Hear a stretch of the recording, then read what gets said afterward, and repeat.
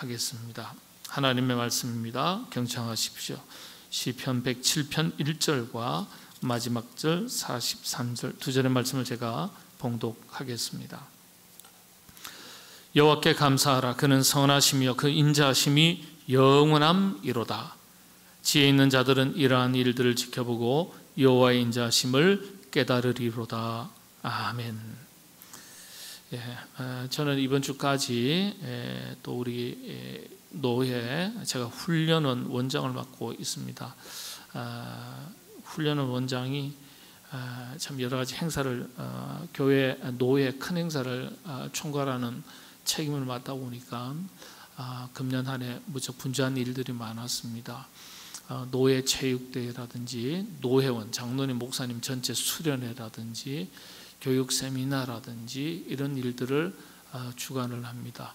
이제 이번 주까지 제가 감당하고 나면 이번 다다음 주에 이제 정기 노회 때 훈련 원장직을 이제 마치게 됩니다.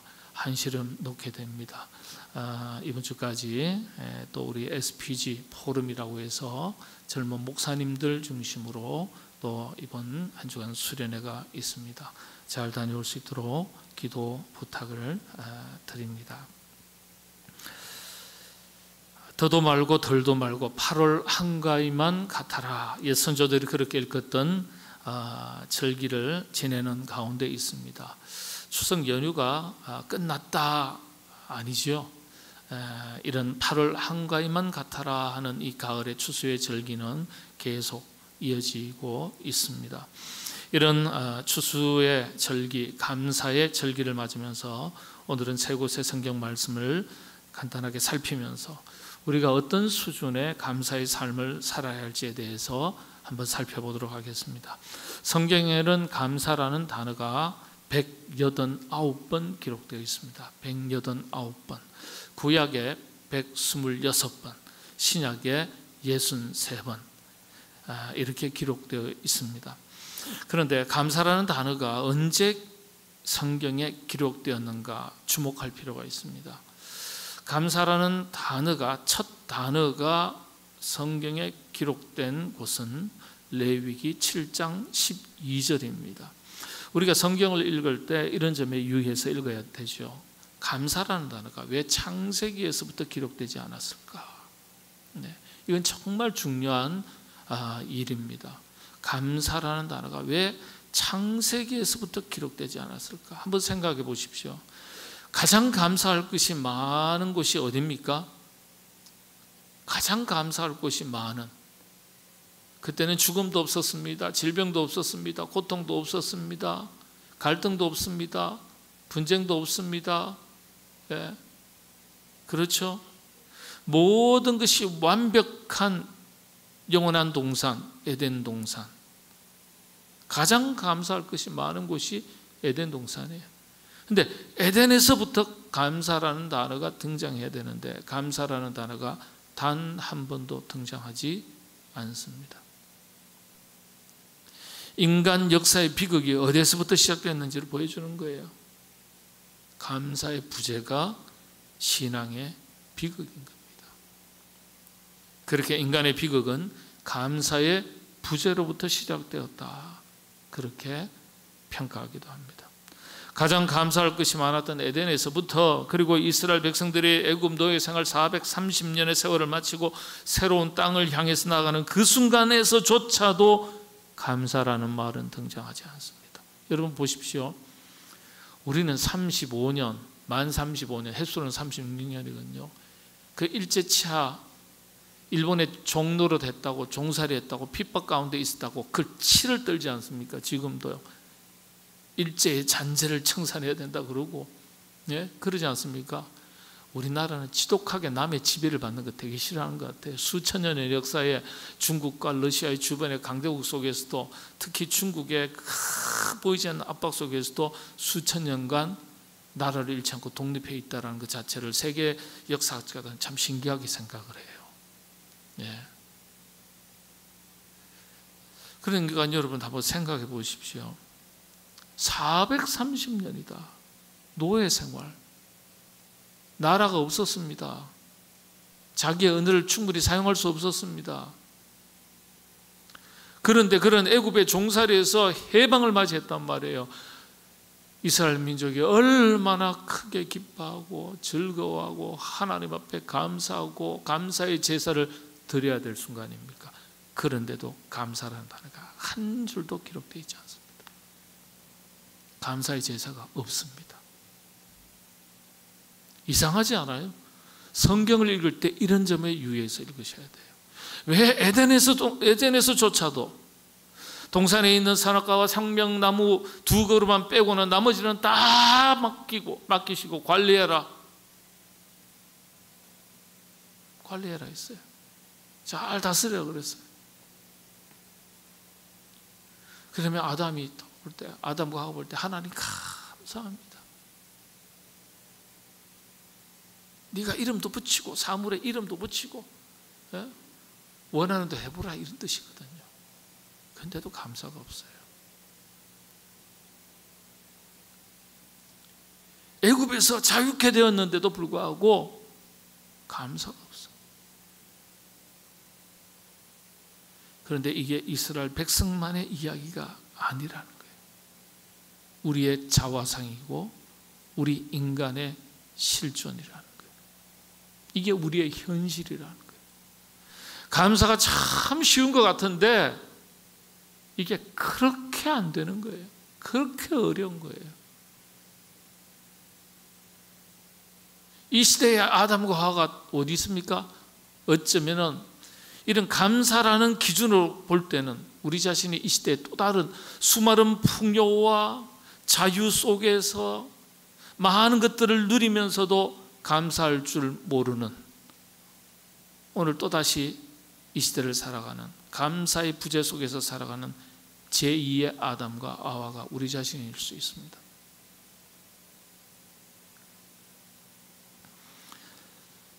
그러면서 감사라는 단어가 레위기에서 시작됐는데요, 그것도 하나님께서 가르쳐 주셔가지고 감사를 하는 거예요. 그러니까요, 감사가 가만히 내버려두면요, 우리 인간은요, 감사가 잘 안 나와요. 하나님의 품을 떠난 인간은 결핍된 존재이기 때문에 결핍 속에서 감사를 잊어버려요. 더 얻어야 되고, 더 가져야 되고, 더 성취해야 되고, 더 높이 올라가야 되고. 그래서 제사법에서 감사라는 걸 가르쳐 주시는 거예요. 감사 좀 해라, 감사. 우리 어린 자녀들 여러분 교육할 때 뭐 하나 주고서, 사탕 하나 주고서 그냥 가지고 가면 어떻게, 야 다시 와 어떻게 해요? 감사합니다 인사해. 가르치지 않습니까? 여러분 감사도 가르쳐야 돼요. 내버려두면 알아서 할 줄 알았는데 알아서 안 해요. 알아서. 참 신기한 겁니다. 이건 신앙의 연수에 관계없어요. 인생의 연수에도 관계가 없어요. 가르쳐야 하더라고요. 말하지 않으면 자기 수준에서 감사해요. 어린아이도 마찬가지거든요. 자, 그렇게 성경에서 흘러 가서 감사라는 말이 가장 많이 등장하는 성경 어딜까요? 가장 많이 고백되는 것이 시편입니다. 시편. 여러분, 감사라는 단어가 성경에 189번 기록되는데 이 중에 75번, 이런 5번이 시편에 기록되어 있습니다. 시편이 한 권의 성경책에 기록되어 있어요. 예, 거의 절반 가까이죠. 예. 여러분 아시는 대로 시편은요, 대부분 이스라엘 백성들이, 믿음의 선조들이 가장 어려운 시기, 힘든 시기를 지낼 때 기록된 신앙 고백입니다. 그런데 놀랍게도 가장 힘들 때, 가장 어려울 때, 가장 배고플 때, 가장 헐벗었을 때, 가장 고통스러웠을 때 감사라는 말이 가장 많이 등장합니다. 이게 바로 우리에게 가르쳐주는, 성경이 하나님께서 우리에게 가르쳐 주시는 영적인 교훈입니다. 그래서 잘 될 때, 건강할 때, 많이 가졌을 때 감사하는 것이 아니라 정말 영적 깊이가 있는 사람은 안 될 때, 힘들 때, 고통스러울 때 하나님 앞에 감사를 잊지 않는다는 거예요. 모든 것이 잘 될 때 무엇인가 얻고 누릴 때 감사가 나올 것 같은데, 그게 당연한 것 같은데 왜 성경은 가장 어려울 때 감사라는 이 단어가 가장 많이 고백된 것을 기록하고 있을까요? 답은 아주 간단합니다. 어려울 때일수록 감사해야 된다는 거예요.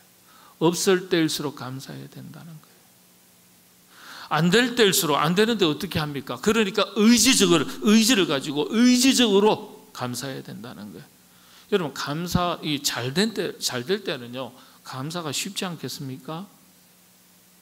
잘 될 때 감사 못하면 그건 어리석은 거죠. 진짜 감사는 언제 드려지는 감사입니까? 어려울 때, 부족할 때, 앞이 캄캄할 때예요. 그 가운데서도 소망을 가진 자만이 감사할 수 있는 거예요.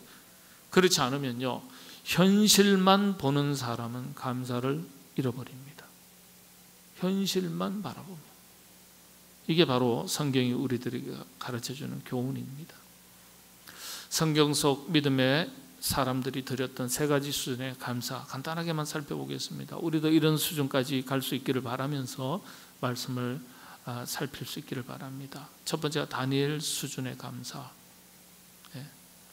다니엘서 3장 17절 18절 말씀이죠. 그리 아니하실지라도. 우리 입에 늘 달고 살아야 돼요. 사실은요, 이게 쉽지 않거든요. 그러니까 여러분들 성경 암송 구절이 많죠. 좋은 구절 많은데요, 이런 한 단어도 늘 마음에 담고 머릿속에 담고 영혼의 이 마음판에 새기는 게 필요합니다. 그리 아니하실지라도 감사. 다니엘의 친구 3명이자 사드락, 아벤느고, 메삭이 자기 신앙을 지키다가 불감마에 들어갔습니다. 다행히 하나님께서 지켜주셔서 살아나왔어요. 6장에서는 다니엘 자신이 사자굴에 던져집니다. 역시 하나님께서 지켜주셔서 사자굴에 밥이 되지 않고 살아나왔습니다. 그런데 이 다니엘서가 우리에게 가르쳐주는 영적인 교훈의 핵심이 뭡니까? 성도가 살아가는 이 세상 자체가 항상 풀무불이고 사자굴이라는 점이에요. 그런 시련과 위기가 있다는 거예요. 요즘 말씀으로 드리면 가정의 위기, 사업의 위기, 건강의 위기, 종류가 다를 뿐이지 항상 위기가 있는 거예요. 하나의 위기가, 시련이, 역경이 지나가고 나면 마치 기다렸다는 듯이 다른 것이 또 찾아옵니다. 계속 이어집니다. 중요한 것은 이 속에서 어떻게 자기의 신앙과 자기의 신념, 순수한 자기 자신을 잘 지켜나가느냐, 이게 중요한 거죠. 이 세 사람의 신앙이 어떤 신앙입니까? 다니엘서 3장 17절 제가 읽어드리겠습니다. 만일 그럴 것이면 왕이여, 우리가 섬기는 우리 하나님이 우리를 극렬히 타는 불목 가운데서 능히 건져내시겠고 왕의 손에서도 건져내시리이다. 왕이 너희들이 지금이라도 우상 앞에 절하면 살려주겠다. 그렇지 않으면 풀무불에 던져버리겠다. 그랬더니 이 세 사람이 뭐라고 대답합니까? 아닙니다. 우리가 섬기는 하나님께서 우리를 풀무불 가운데서도 지켜주실 줄로 믿습니다. 네? 참 대단하죠. 이 다 10대 사람들입니다. 10대. 대단해요. 10대 우습게 보면 안 돼요. 예. 북한이 못 쳐들어오는 이유가 뭐죠? 중이 때문이라고 하잖아요. 만사를 뒤집는 중이. 만사를 뒤집는 중이. 예. 10대들이 무서워요. 하나님께서 우리를 풀무불 가운데서 건져내시겠고 왕의 손에서도 건져내실 겁니다. 아니면 다 죽이겠다 그러니까 아닙니다. 우리가 섬기는 하나님께서 우리를 건져주실 줄로 믿습니다. 그런 거예요. 근데 여러분들, 여기까지 우리들의 신앙이 여기까지는 대체로 갑니다. 대체로 우리가 여기까지 우리가 도달해요. 그 다음이 문제입니다. 안 지켜주시면 어떡할 거냐 말이에요. 안 지켜주시면. 열심히 우리 아들 좋은 대학 가게 해 주실 줄로 믿습니다. 믿는 것까지는 좋아요. 근데 안 됐어요. 어떡할 거냐. 사업이 앞으로 잘 될 줄로 믿습니다. 그래 했는데 열심히 일했는데 안 되면 어떡할 거냐 말이에요. 소망을 가지고 믿습니다 하는 것은 가능해요. 근데 기도 응답도 안 되고 문도 안 열리고 길도 안 열리고 하나님 돌봐주시지 않는 것 같고, 이게 문제인 거예요. 이 다니엘과 친구들이요, 그 풀무불에서 살아나올 수 있었던 경지는 어떤 신앙의 경지냐, 그 다음 18절이에요. 이 단계까지 가야 우리가 정말 위기를 만나도 시련과 역경을 만나도 이겨낼 수 있는 영적인 사람들이 되는 거예요. 다니엘 3장 18절 말씀. 그리 아니하실지라도, 우리 하나님께서 우리를 지켜주실 줄로 믿지만은 그렇게 아니하셔도 왕이여 우리가 왕의 신들을 섬기지도 아니하고 왕이 세우신 금신상에게 절하지도 아니할 줄 아옵소서. 예. 축복해 주실 줄로, 건져 주실 줄로, 길을 열어 주실 줄로 믿습니다만은 축복 안 해 주셔도, 그럼에도 불구하고 숨 쉬는 것 그리고 사는 것 자체가 하나님의 은혜입니다. 하나님의 은혜입니다. 아멘이 되시나요? 왜 자신이 없으세요? 마음에 안 드세요?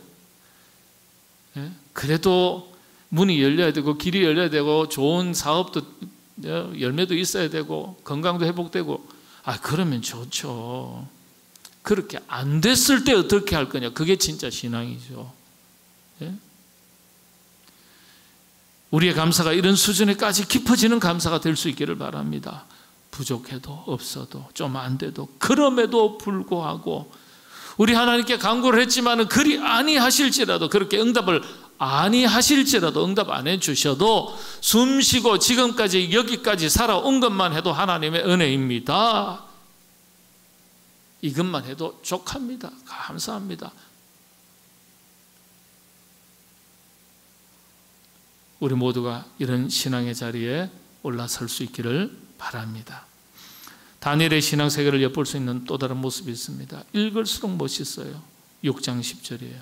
다니엘이 이 조세의 의인이 찍힌 것을 알고도 자기 집에 돌아가서는 그 방에 예루살렘으로 향하여 열린 창에서 전에 행하던 대로 하루 3번씩 무릎을 꿇고 기도하며 그 하나님께 감사하였더라. 예? 전에 행하던 대로 우리의 상황과 환경과 형편이, 삶의 여러 가지 문제들이 우리의 뜻대로 안 돼도 관계없이 전에 행하던 대로 일관된 신앙입니다. 왔다 갔다 하는 신앙이 아니에요. 했다 말았다 하는 신앙이 아니에요. 변함이 없어야 돼요. 변함이.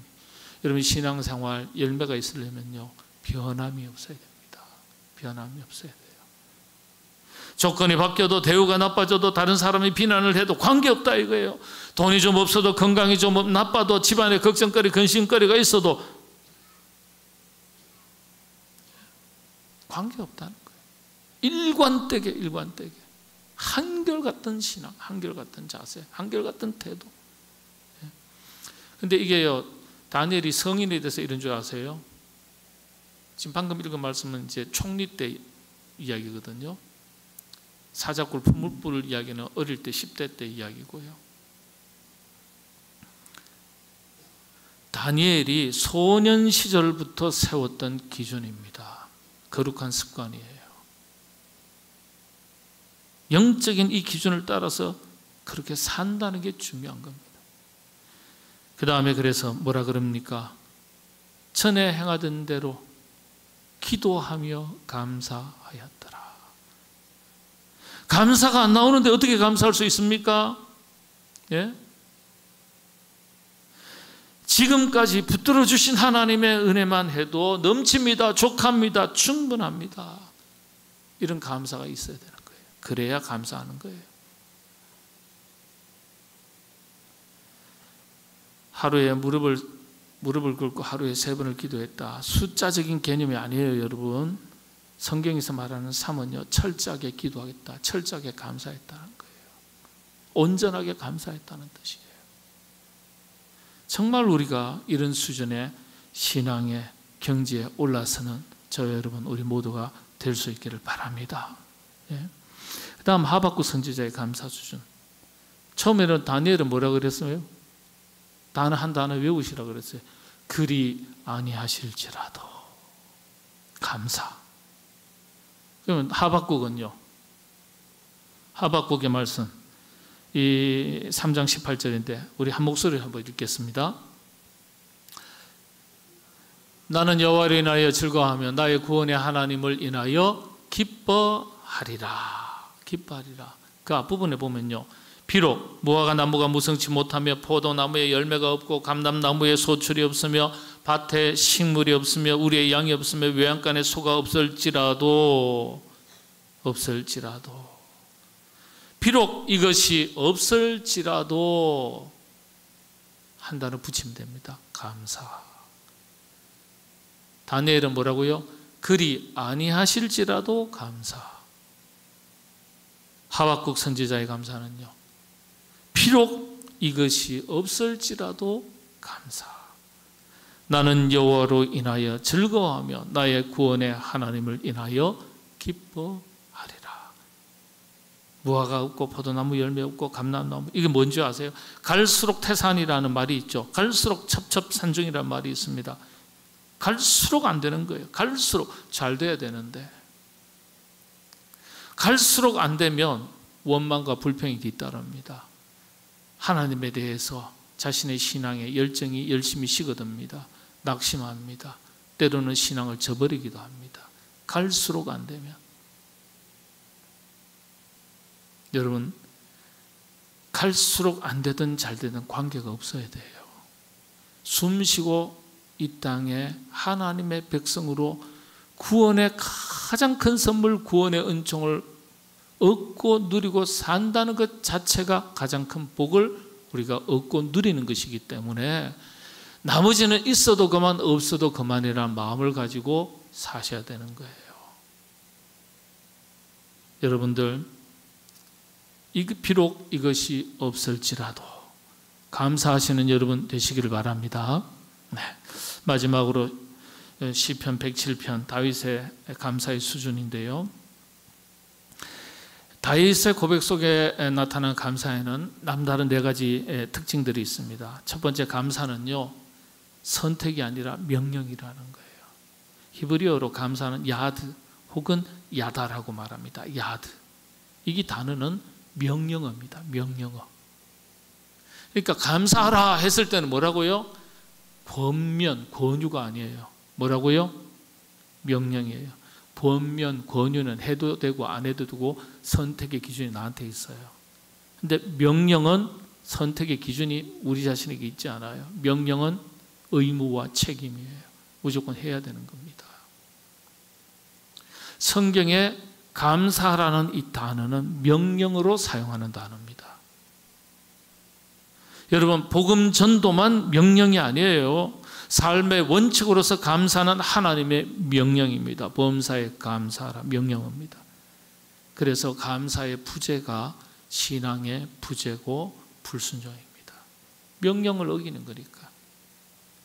그게 신앙의 위기로 이어지는 겁니다. 불순종하는 자는 불순종의 열매를 맺고 순종하는 자는 순종의 열매를 맺는다고 성경이 분명하게 가르쳐주고 있지 않습니까? 여러분들, 감사는 명령입니다. 이 명령 앞에 순종의 삶을 살아가시게 되기를 바랍니다. 순종의 열매가 있는 거예요. 두 번째, 다윗의 고백 속에 나타난 감사, 두 번째 특징이 기이한 일에 대해서 감사하라. 이 8절, 15절, 21절에 반복되는 단어예요. 우리 개역 개정에서는 기적이라고 번역을 했고요, 개역 한글 성경에서는 기이한 일이라고 번역을 했습니다. 기이한 일. 기이한 일이 뭘까요? 우리가 생각지도 못하는 모든 일들을 말하는 거예요. 우리가 예상할 수 있는 일, 예상하지도 못하는 뜻밖의 일 다 포함하는 게 기이한 일이에요. 특별하게 우리가 생각하지도 상상하지도 예상하지도 못했던 일들. 그런데 그런 일들이 좋은 일만 있습니까? 뜻밖의 사고도 있어요. 뜻밖의 어려운 일도 생겨요. 이 모든 것이 기이한 일들이에요. 별로 노력도 안 했는데 갑자기 뭐예요? 좋은 일이 생기는 경우도 있어요. 그래서 기적, 기이한 일이라는 것은요, 모든 일에 대한 감사예요. 기이한 일들에 대해서 감사하라. 여호와의 인자하심과 개역 한글 성경에 여호와의 인자하심과 인생에게 행하신 기이한 일을 인하여 그를 찬송할지로다. 이 개역 개정에서는 기적이지만은 기이한 일이에요. 좋은 일에 대해서 감사하라고 성경은 말하고 있지 않습니다. 기이한 일이라고 성경은 분명하게 말하고 있습니다. 뜻밖의 모든 일이에요. 생각지도 못한 좋은 일도 그렇고 생각지도 못한 나쁜 일도 그렇습니다. 그래서 성경은 이것 모두를 가리켜서 기이한 일이라고 표현하는 거예요. 그래서 하나님께서 행하시는 모든 일들에 대해서 찬송하고 감사하라. 성경은 우리에게 가르쳐주고 있습니다. 또 다윗의 감사의 특징 중에 하나가요, 과거와 지금뿐만이 아니라 미래에 대해서도 감사하라고 말합니다. 여러분, 구약의 히브리어 단어에는요 미래형이 없습니다. 참 신기한 게요, 현재형을 가지고 미래형을 같이 사용합니다. 이게 무슨 뜻일까요? 현재와 미래가 같다는 뜻이에요. 시제가 미래 시제가 없습니다.